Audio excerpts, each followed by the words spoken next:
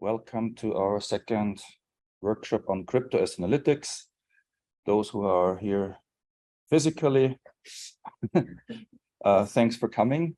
Those who join virtually, also thanks for joining.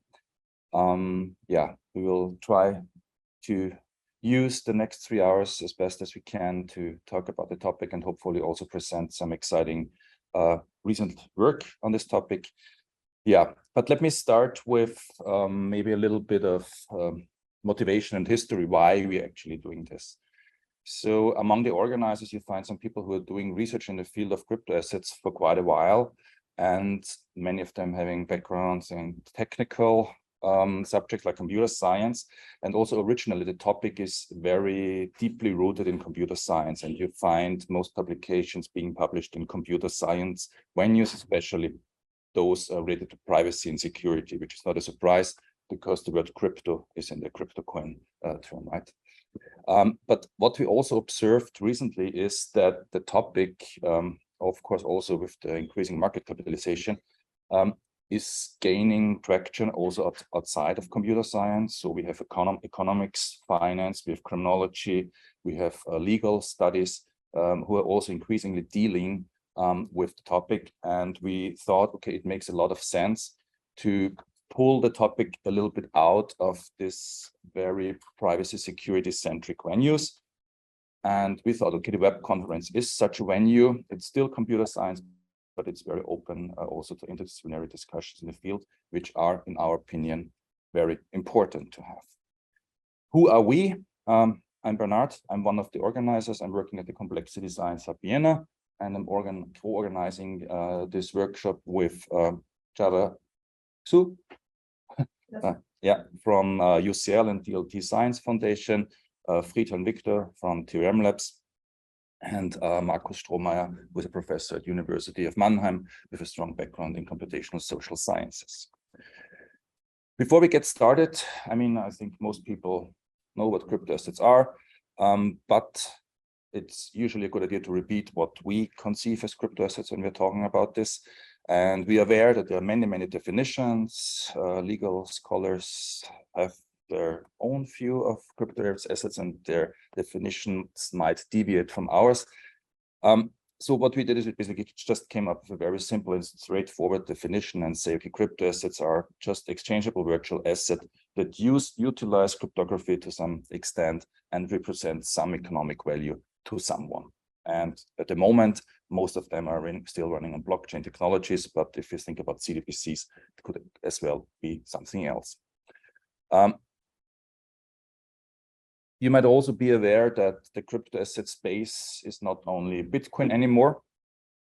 So Bitcoin is a native token deployed on a so-called UTXO-based ledger. And there are many altcoins derived from Bitcoins, of course. You also have privacy-focused coins.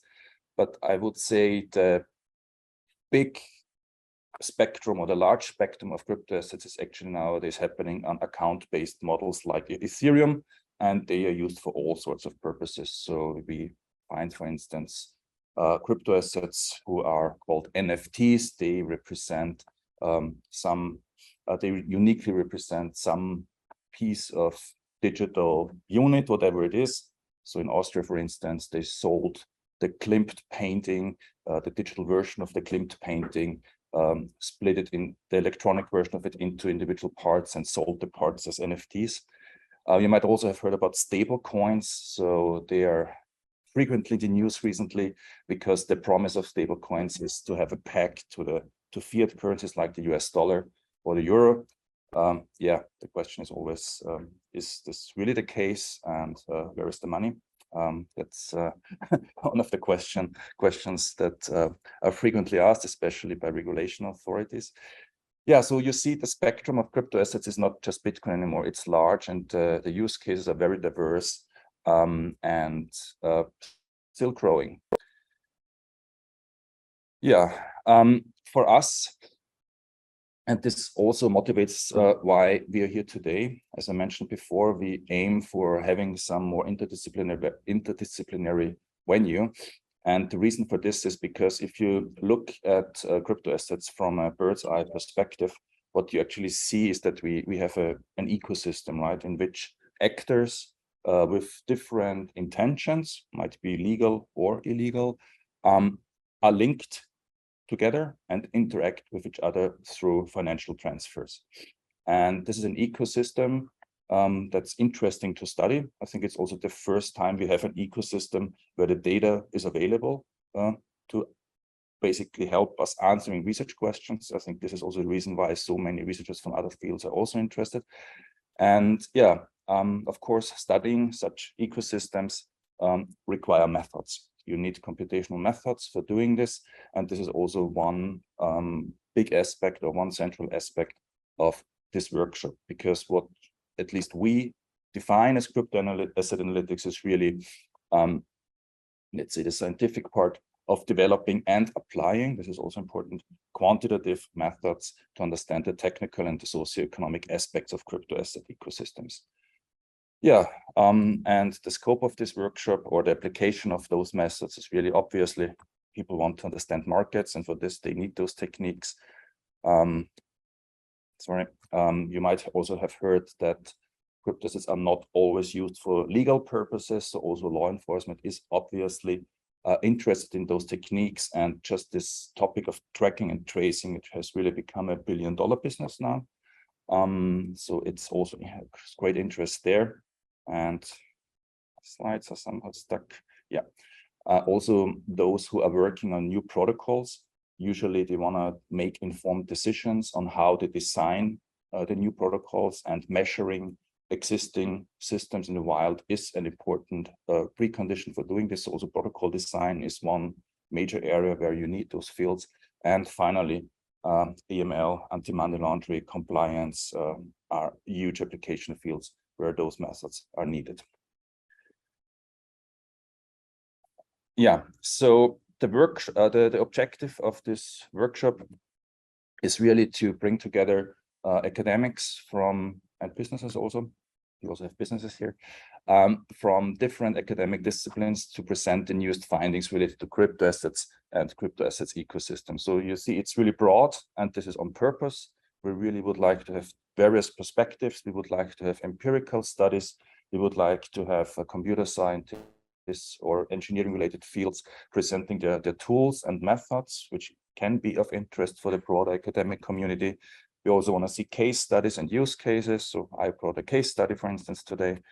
And since we were at the web conference, obviously, if someone is looking into the intersection between the web and crypto assets is also of interest. You all know that, I mean, one of the most common wallets that's used nowadays, simply a browser add-on. So you see this tight integration between the web technology and crypto assets. I think this is also an important part.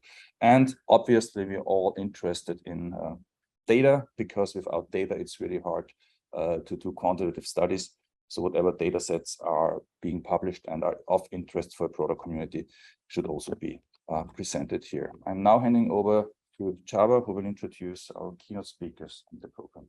Thank you very much, Bernard. So we have the great pleasure to have two keynote speakers for this conference. The first one is Professor Cathy Yuan, who's the Professor of Finance at London School of Economics and Political Science. Professor Yuan received her PhD in economics from Massachusetts Institute of Technology, MIT. Prior to obtaining her PhD, she also gained some practical insights in companies such as JP Morgan. Then we also have somebody from the industry, who's Rohan Agarwal. Rohan, welcome. Oh, sorry, Rohan. Yeah. Rohan is a senior manager at Chainviews and TRM Labs. He received his bachelor degree at Northwestern University. Thank you very much for joining us. So then a brief overview of the workshop program today. As Bernhard has mentioned, this is a kind of interdisciplinary workshop where we touch upon multiple subjects. So the first part of the workshop is more with a econ or financial touch, where we have 4 papers presented, and after 1.5 hours, we will have a brief 30-minute coffee break. The second part of the workshop is more security focused. Here we have 3 very nicely done peer-reviewed papers presented. before we go into the concluding remarks. So the first part of the workshop will be chaired by me, myself, and the second part will be chaired by Freedom here. We will be soliciting comments from the audience as well as acting as a time police. So speaking of which, without further ado, I see we need to thank wholeheartedly our sponsors and co-organizers, the TRM Labs and the DLT Science Foundation, for supporting our workshop.